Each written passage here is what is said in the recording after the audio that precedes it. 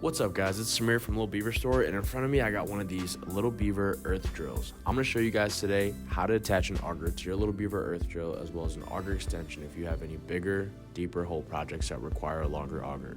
Let's get right into it. So the first thing you're going to want to do is take the torque tube out of the box. As you can tell, it's installed in two places, one in the middle of the unit and two closer to the motor. Now that we've installed the handle to the motor of the Little Beaver drill, it's time to install the auger. Installing this auger is as easy as 1, 2, 3.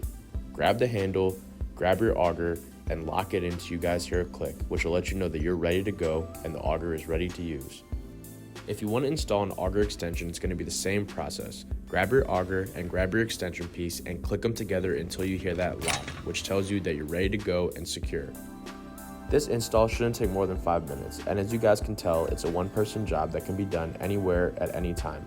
If you guys are interested in our other Little Beaver earth drills, check out our website at littlebeaverstore.com, where we show our large selection of drills, augers, bits, extensions, and accessories, all designed to make your earth digging easier. Check us out.